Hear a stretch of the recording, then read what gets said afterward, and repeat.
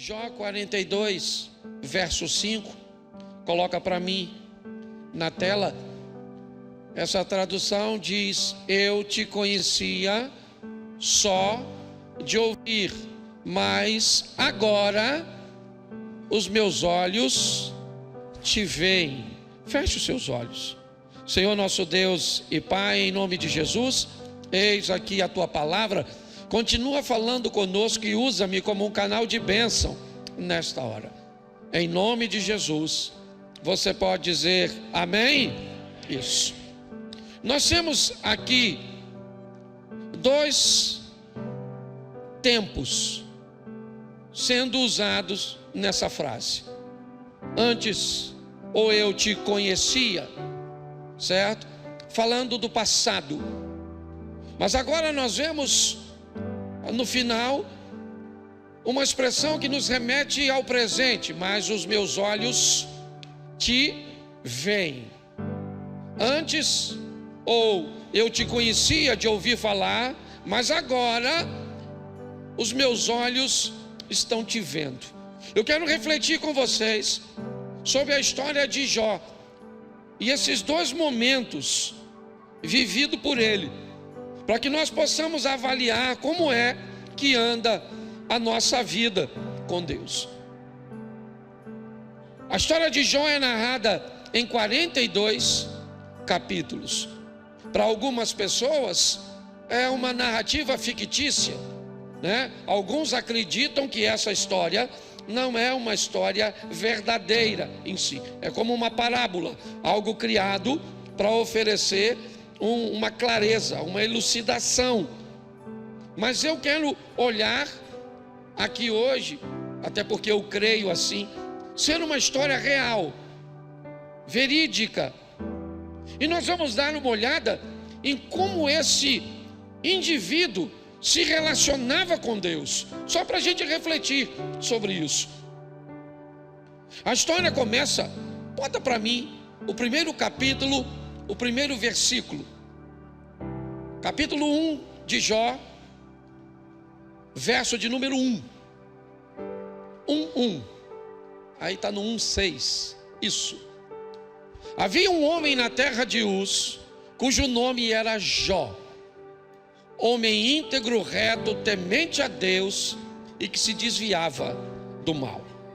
Vamos avaliar um pouquinho essa história. Quando lemos esse texto, primeiro descobrimos que o indivíduo que narra, ele vem depois de Jó. Jó não é mais vivo, tratando como uma história real, porque senão ele não usaria, certo?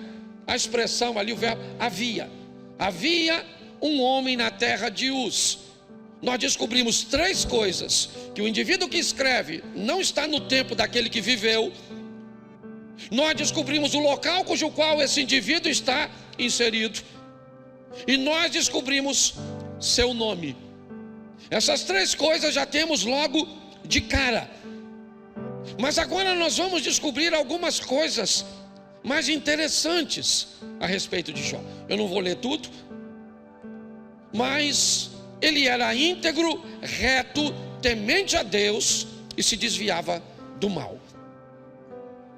Jó era íntegro, reto, temente a Deus e se desviava do mal. E note que, segundo o texto que lemos no capítulo 42, tudo isso acontece numa das fases da vida de Jó. Jó diz, onde nós lemos no 42:5, que antes eu só te conhecia de ouvir falar, mas agora os meus olhos te veem. Preste atenção que ele era capaz de ser íntegro, reto, temente a Deus e se desviando do mal, num modelo de relacionamento com Deus que nós poderíamos chamar de não tão profundo assim. Ele era alguém que conseguiu conduzir sua vida, talvez não pautado no modelo de intimidade ou de espiritualidade que muitos de nós gostaríamos de estabelecer sobre uma pessoa que é íntegro, reto, temente a Deus e se desviava do mal. Jamais poderíamos imaginar que alguém que tem tantos atributos assim, diga que viveu tudo isso conhecendo Deus apenas de ouvido e não tendo suas próprias experiências. Pode até parecer estranho, mas nos faz refletir que tipo de vida nós temos com Deus. Vamos olhar um pouco isso, para entendermos como essa coisa funciona. O que é que vai levar Jó para um outro nível? Por que é que ele pode dizer: antes eu te conhecia de ouvir falar? Ou seja, me parece, eu te conheço por aquilo que o Senhor faz na vida dos outros, mas agora não. Agora eu tenho com o Senhor minhas próprias experiências. E o que será que mudou Jó de fase? Será que foi a leitura da Torá? Será que foram suas orações? O que é que levou esse indivíduo para esse nível de relacionamento para com Deus? Nós vamos olhar isso e eu quero que você reflita um pouco sobre isso. Bom, vamos olhar aqui esse texto, Jó 1:6. Agora sim, 1:6. Num dia em que os filhos de Deus vieram apresentar-se perante o Senhor, veio também Satanás entre eles. Verso 7. Então perguntou o Senhor a Satanás: de onde vens?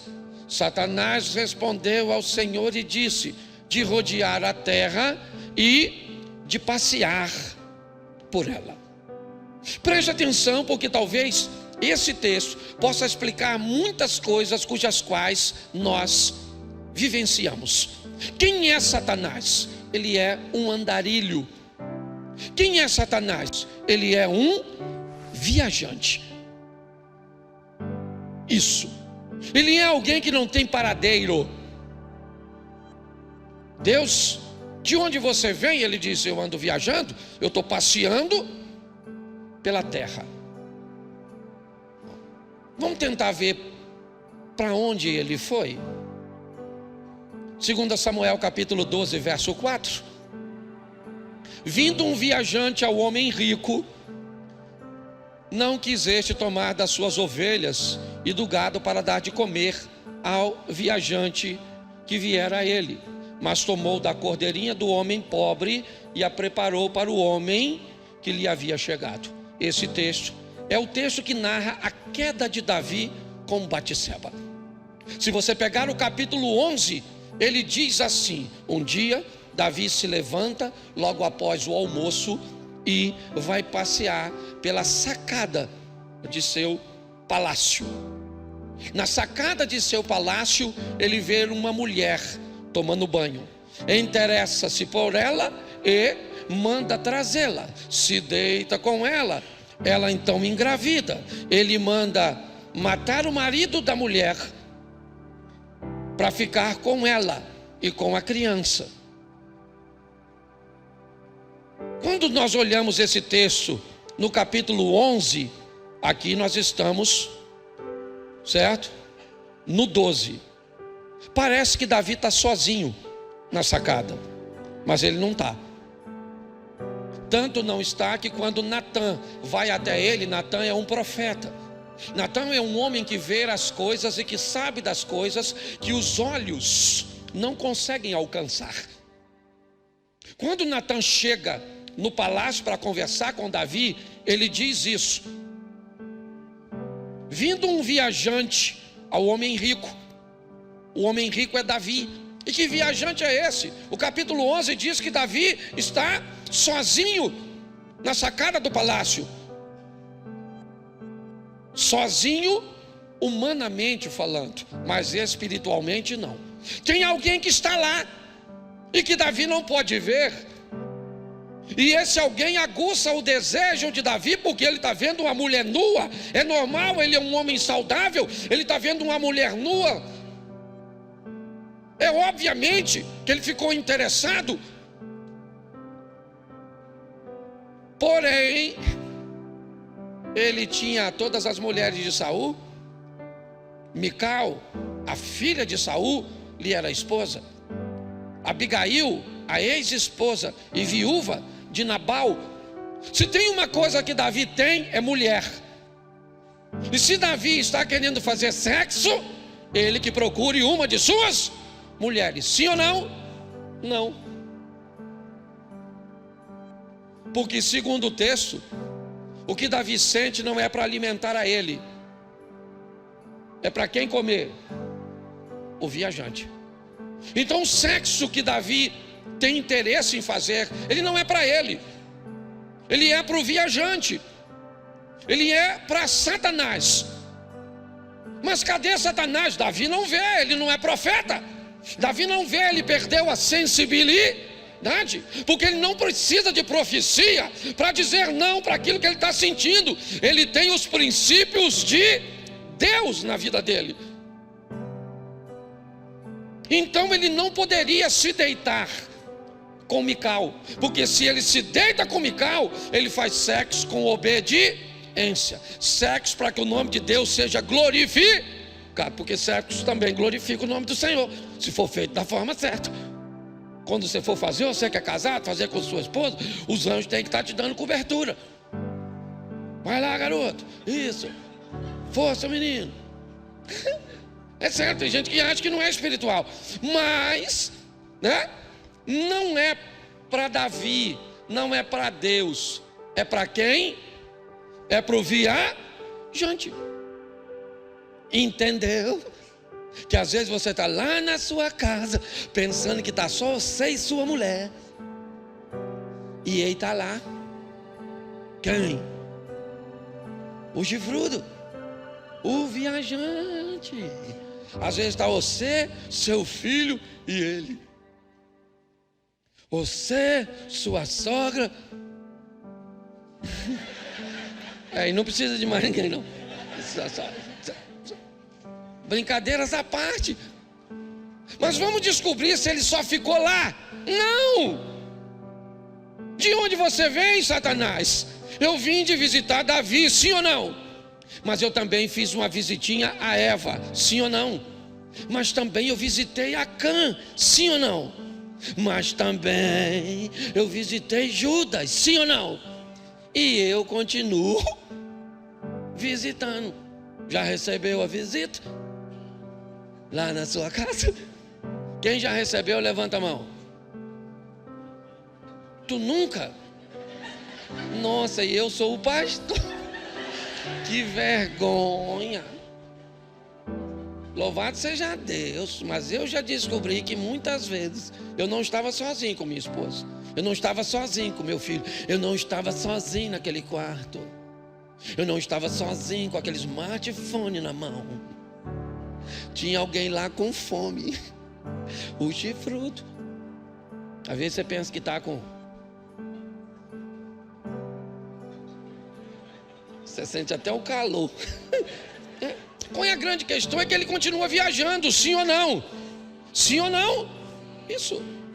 Ele continua em viagem. Ele continua buscando um espaço, um lugar para entrar.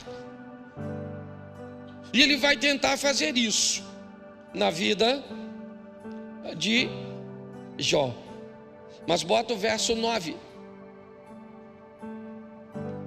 Então respondeu Satanás ao Senhor: porventura Jó debalde teme ao Senhor? Uma expressão bem chula. Ele teme ao Senhor à toa? É por acaso, né? É por nada que ele teme a Deus? Verso 10: acaso não o cercaste, concebe a ele, a sua casa e a tudo quanto tem? A obra de suas mãos a obra de suas mãos abençoastes, e os seus bens se multiplicaram preste atenção. Jó é um homem íntegro, reto, temente a Deus, fugindo do mal. Sua estrutura é uma estrutura bem estabelecida. Ele é alguém que, se eu tivesse que aplicar hoje aqui, eu diria que não é crente. Talvez não com o comprometimento que nós gostaríamos que todo crente tivesse. Mas ele era alguém de fé. Era alguém que temia a Deus. E mesmo aparentemente numa vida um pouco mais distante de Deus, ele era íntegro, reto, temia Deus, se desviava do mal. Ele era bem casado, sua esposa era uma mulher extraordinária. Se você quiser falar mal dela, lembra que ele perdeu o dinheiro e ela ficou. Perdeu os filhos, ela ficou. Perdeu a saúde e ela ficou. Ah, pastor, mas ela disse amaldiçoa seu Deus e morra, mas estava lá para falar. Tinha muita mulher que não falaria, porque já tinha picado a mula. E aliás, ele faz 10 filhos nela no final. Vai ler. O que indica, pensa. Fazer 10 filhos na mulher que mandou você morrer. Isso é um casamento fantástico. Ele tinha 7 filhos e 3 filhas. Segundo o texto ali, tudo abençoadíssimo. Ele era rico. Vivia um modelo familiar de paz. Seus irmãos faziam festas, chamavam suas irmãs, seus cunhados, eles festejavam, fazendo basicamente um rodízio disso, onde todos recebiam e todos frequentavam, o que indica uma família bem organizada. A preocupação de Jó com a aceitação de Deus acima de tudo era grande. E Jó vem me dizer que viveu tudo isso só conhecendo a Deus de ouvir falar.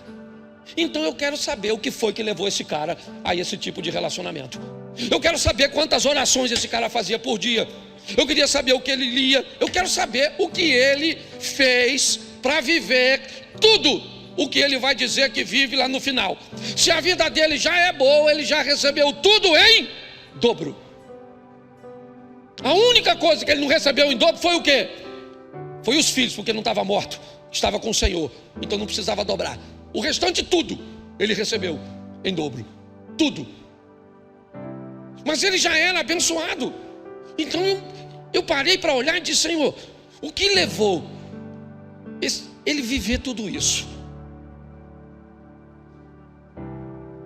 E aí eu começo a descobrir algumas coisas. O texto narra uma reunião onde Satanás se aproxima de Deus e Deus pergunta a ele: de onde vens? E ele diz: eu vim de rodear a terra e de passear por ela. E aí Deus pergunta a Satanás: tende visto nas suas andanças o meu servo Jó? Você tem visto ele? Homem íntegro, reto, temente a Deus e que se desvia do mal. Aí o diabo diz: mas também ele teme o Senhor à toa? Não, ele não teme o Senhor à toa. Tudo que ele tem, o Senhor cercou. O Senhor abençoa o gado dele, o Senhor abençoa as terras dele, o Senhor abençoa os filhos dele, o Senhor abençoa tudo que ele tem. Então é lógico que ele tem que ser íntegro, reto, temente a Deus e se desvia do mal. Não. Tem gente que tem tudo isso de Deus e vive uma vida toda torta. Isso não é verdade. Satanás está usando uma mentira. Mas ele está dizendo para Deus: ele não te teme à toa. E aí eu pergunto a você: quem é que protege tudo que Jó tem? Será que é Deus? Ou é o próprio Jó, quando resolveu viver desse jeito? Será que quando Jó resolve botar os princípios de Deus na sua vida, manter uma vida ordeira, organizada, vivendo na retidão, certo? Temendo a Deus, vivendo uma vida de integridade, será que não é isso que acionou a proteção sobre ele? Porque o que o diabo disse, o Senhor cercou Jó. A sebe ali dá uma conotação de elementos de cerca, uma estrutura que cerca. E aí eu pergunto a você: quem é que protege os negócios de Jó? Quem é que protege a família de Jó? Quem é? Será que não é o próprio Jó, com o estilo de vida que resolveu viver? Provavelmente sim. Talvez essa fosse uma pergunta de um biscoito famoso antigamente, o Tostines. Tostines é fresquinho, porque vende mais, ou vende mais porque está sempre fresquinho? Jó é abençoado porque Deus o protege, ou Deus o protege porque ele é obediente? Mas quando o diabo diz, ele não te protege, ele não faz tudo isso à toa, é por causa dos benefícios, Deus diz, então toca nele. Tira o que ele tem. Então mexe com ele. Então vai lá. Eu começo a descobrir uma coisa que eu confesso que não é muito agradável, nem para mim, nem deve ser para você. Quando Deus vai nos mudar de fases, nós começamos a vivenciar coisas com Ele, um pouco mais pesadas, um pouco mais desafiadoras, um pouco mais difíceis. Quando a Bíblia diz que Lázaro era amigo de Jesus, eu entendo porque Jesus chama Lázaro do seio de Abraão de volta à vida. Porque eu vou falar uma coisa para você. Pare e pense. É só um amigo que a gente manda vindo do paraíso para essa terra doida. Quando eu olho as lutas que ele vai enfrentar, as incompreensões, as perdas, mesmo sendo um homem íntegro, reto, temendo a Deus e se desviando do mal, eu descubro o que é que essas lutas são capazes de fazer conosco, mesmo não sendo agradáveis de viver. Deus disse, então mexe. E a partir daquela orientação, a cerca foi embora. Jó agora não tem mais proteção. A única coisa, que o diabo não está autorizado é para mexer nele. Então agora ele começa a perder. É uma perda atrás da outra, uma notícia atrás da outra. É um vendaval que derruba o telhado durante uma festa na casa de seus filhos e morre todos 10. São ladrões, são salteadores que vão roubar. Nunca roubaram, mas agora estão roubando. Nunca aconteceu, mas agora está acontecendo. É o fogo que está pegando ali, é o ladrão que está entrando lá, é o filho que está morrendo aqui. Pare e pense. Não faz muito sentido numa vida de um obediente. Tem alguma coisa por detrás disso? Me parece que Deus está tentando falar conosco, que o que vai nos levar de fato a uma nova fase de vida com Ele é a resistência que temos diante dos dias maus. Não estou banalizando a oração, nem nada disso não, porque tudo isso faz parte do processo. Agora, o que leva Jó a viver um outro nível de vida foi a sua capacidade de resistir tudo isso. O estilo de vida dele era firme, era forte, era constante. E tirou tudo. E Satanás, que viajou até a casa de Jó, volta. E Deus disse, e aí, Satanás, tende visto o meu servo Jó? Não tem camelo, não tem ovelha, não tem gado, não tem filho, não tem casa, não tem nada, mas ainda me tem. Satanás disse também, eu não posso tocar nele, deixa eu tocar nele, deixa eu botar uma doençazinha nele, e vamos ver se não vai o pele por pele, se ele não vai te amaldiçoar. E Deus disse, então vai, querido, bota, deixa ele, só não pode tirar a sua. Olha como é que quem estabelece o limite é Deus. É Deus que diz se pode mexer, se não pode, se vai ou se não vai. Ele é soberano. Pare de ter medo de Satanás. Tenha medo da sua desobediência, tenha medo da sua ausência de sensibilidade. Você está entendendo? Porque o Senhor dará ordem aos seus anjos a nosso respeito e pronto. É assim que funciona. O diabo volta lá e bota no Jó uma coceirada desgraçada, fedendo, aquelas úlceras vazando. E a mulher está lá, maluco, Ô mulher maneira. Tá lá, a doido. Tá lá. E aí recebe uma visita dos amigos também. Aqui não dá tempo para falar tudo. Uns amigos chegou lá e falou: Jó! Ô Jó, o que tu tá pegando em quem, Jó? Tem um garotinho aí que tu tá pegando. Fala aí, Jó. O que você tá fazendo de errado? Tem um pecadinho aí. O Jó falou: não tem, mano. Não tem. Você já notou que tudo que acontece, ninguém olha luta como promoção? Tem alguma coisa de errada nessa sua vida. Endireita-te, assim diz o Senhor. Tem umas pessoas que você já está sofrendo e ainda vem um miserável para te perturbar. Conhece alguém assim? E sabe aonde muitos deles estão? Na igreja. Na igreja. Tem uns irmãos bons para tacar pedra, mirolha. Mirolha, os caras são bons. Na hora de olhar, olha só. Chega os caras e vão logo tentando enfiar um pecado no Jó. Vieram para ajudar, mas são amigos. O modelo que eles entendem é esse. E não tem nada. E o Jó está lá.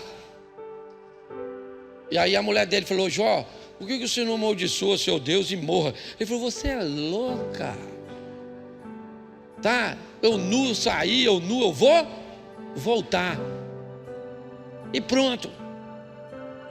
E o Satanás? Satanás estava viajando, eu acho, em outras casas.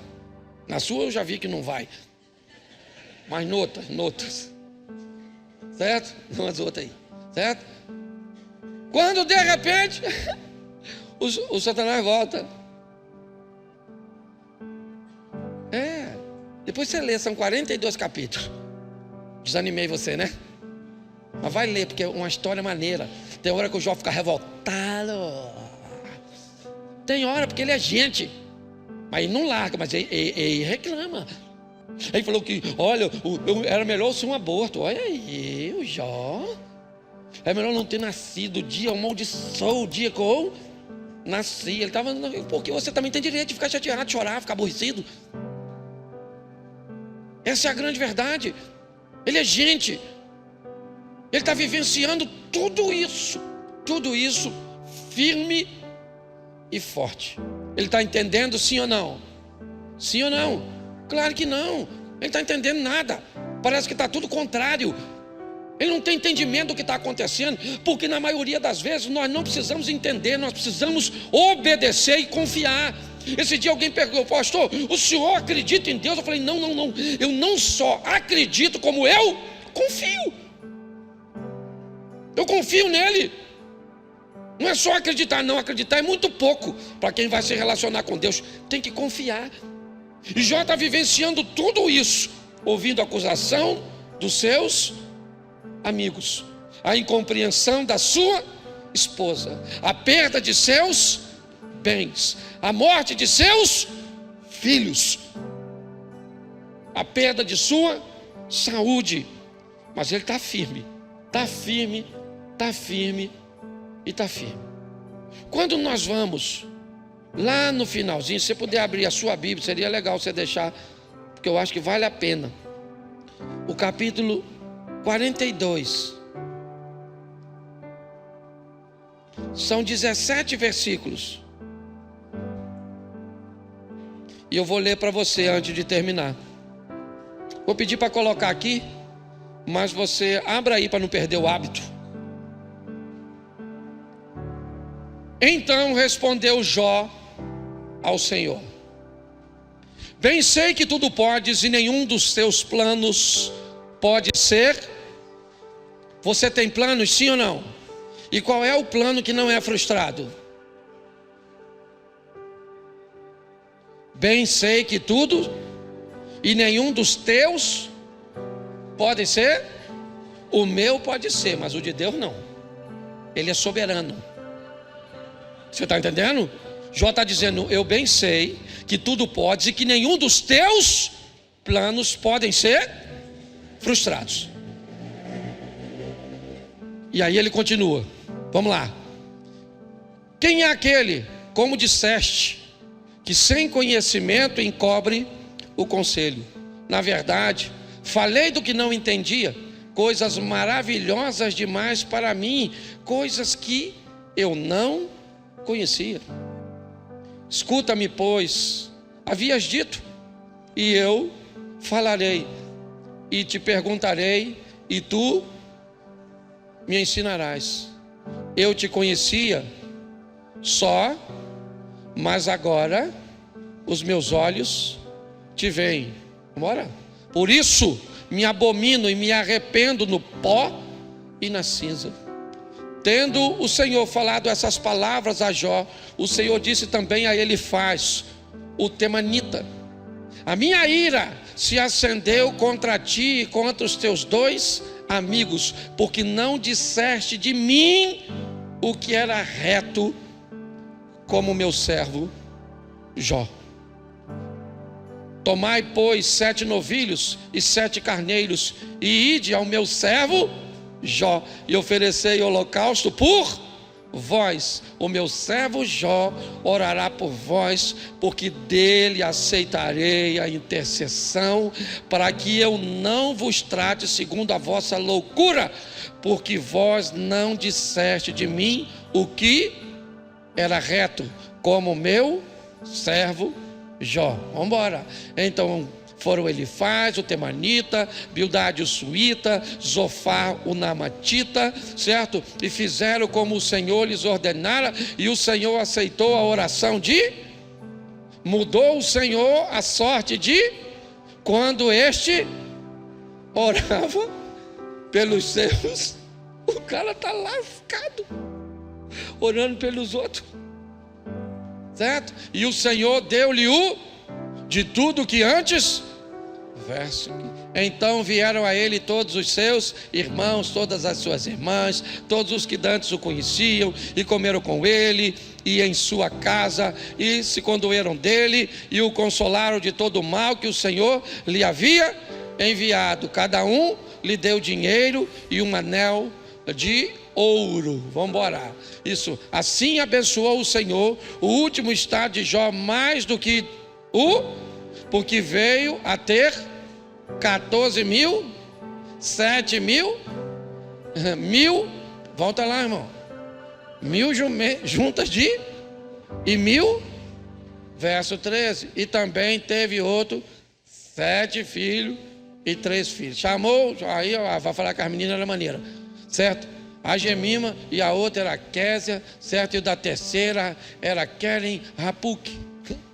Em toda aquela terra não se acharam mulheres tão formosas quanto as filhas do Jó. E seu pai lhe deu herança entre seus. Vamos embora. Depois disso viveu Jó 140 anos e viu o quê? Os filhos e os filhos até a 4ª.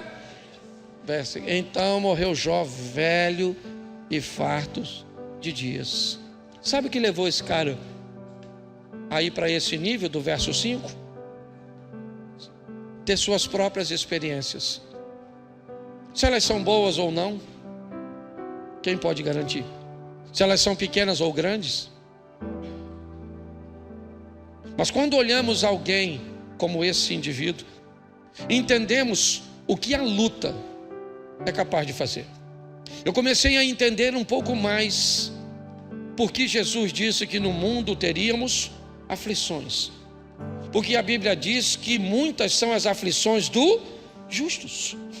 Como muitas são as dos justos? Muitas aflições têm que ser as dos injustos. Mas não, existe uma ferramenta na luta, existe uma ferramenta na batalha. Eu não estou dizendo nas lutas provocadas, eu não estou dizendo nas lutas intencionais, nos erros cometidos. Não é isso. Eu estou dizendo que se vivemos uma vida parecida com a deste homem, essas reuniões devem continuar acontecendo. E aí será que se Satanás passar perto de Deus, ele poderia dizer: tende visto meu servo Cláudio? Tende visto o meu servo Sidney? Tende visto o meu servo Christian? Tende visto minha serva Mary? Tende visto? Será que se o diabo passar de uma de suas viagens, depois de ter ido à nossa casa, será que não seria ele que diria para Deus: Senhor, vim lá da casa do Cláudio, viu o que eu fui capaz de fazer lá? Fiz lá a mesma coisa que fiz na casa de Davi, fiz lá a mesma coisa que fiz na tenda de Acã, fiz lá a mesma coisa que fiz no coração dos Iscariotes. As lutas não são boas, irmãos. Essa é uma verdade. Mas elas são necessárias para nos conduzir a um estilo de vida mais perto de Deus. Talvez por isso a grande estratégia de Satanás não é nos fazer pecar. Todas as vezes que pecamos, podemos acessar o perdão. Pecamos e vamos ao perdão. Tá bom? Isso não é legal. Mas para Satanás nos fazer pecar, eu vou adulterar, tá bom? Mas eu posso me arrepender. Eu vou mentir, mas eu posso me arrepender. Sim ou não? Sim ou não? Mas se eu conseguir de uma forma bem sutil afastar você desse acesso, fazer com que você comece a pecar sem notar que está pecando, fazer com que você utilize argumentos cujos quais não te levem para o arrependimento. Por isso, a principal estratégia no final dos tempos é o esfriamento do amor. O amor para com as pessoas, o amor para com Deus, atrapalhando a nossa espiritualidade. Fique atento às lutas, às batalhas cujas quais as portas fechadas, que deveriam estar abertas, as coisas que deveriam estar fáceis, mas estão difíceis, as coisas que deveriam estar a seu favor, mas estão contra você, porque provavelmente esse é o cenário cujo qual Deus vai usar para promover você e levar você a um estilo de vida para com Ele muito mais desafiador, porém muito mais lucrativo, muito mais benéfico. Jó disse no verso 5: eu até hoje só te conhecia de ouvir falar, mas depois que eu vivi tudo isso, eu pude provar, eu mesmo e não mais vivo da experiência dos outros, mas a minha experiência contigo. Se eu perguntasse hoje aqui, quem quer luta? Ninguém quer.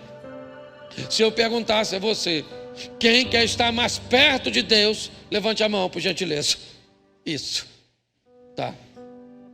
Tem gente que não quer nem luta e nem estar perto de Deus. Vou perguntar, tem alguém que está afim de estar perto do Satanás? Levante a mão. A minha está no alto, né? É lógico que eu sei que você não gosta desse negócio de levantar a mão. Eu entendo porque você não levantou. Mas eu preciso falar uma coisa com você. Dá uma olhada nessas lutas suas, naquilo que você tem atravessado, e pergunte-se se não é a oportunidade que Deus está usando para dar a você experiências cujas quais nenhum dos seus jamais viveram. Nenhum. E fique tranquilo, porque como Deus disse, como Satanás disse a Deus, Deus disse a Pedro, lá no Novo Testamento: Pedro, Satanás me pediu para se ir andar, para mexer com você, mas eu não autorizei. Ele está no controle de todas as coisas, irmãos. Eu queria que você ficasse de pé agora e diz: você quer uma luta ou não? Pergunta aí para quem está do seu lado. Agora fala para ele: eu já tenho. Luta comigo, está pegando é senha. Certo? Está na fila. Feche seus olhos. Pastor, eu queria aceitar Jesus, queria voltar para Jesus. Eu estou com os demônios, estou precisando que ele saia. Atrás daquela câmera lá tem uma sala escura. Tem um exorcismo. Não. Você quer nos conhecer mais de perto, quer receber uma oração, quer aceitar Jesus, quer voltar para Ele, dá uma passadinha lá.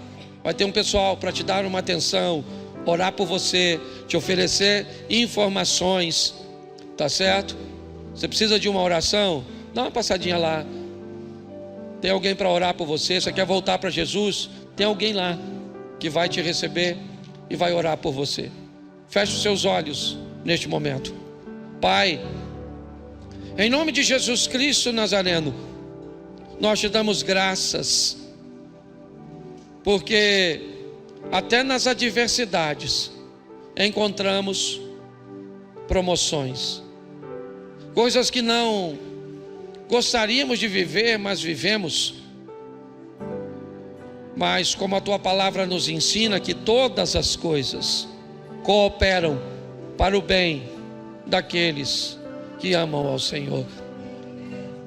Nos fortalece, ó Deus, nos momentos das adversidades. Sustenta-nos, ó Deus, com teu braço forte, e que venhamos como Jó nos mantermos firmes,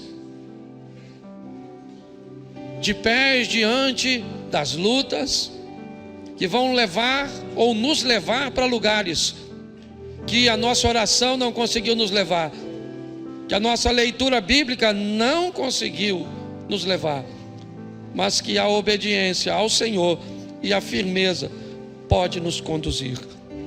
Toma cada um dos nossos irmãos que sofrem hoje e socorre os seus filhos e as suas filhas neste momento de dor, porque cremos que o Senhor está conosco todos os dias até a consumação do século.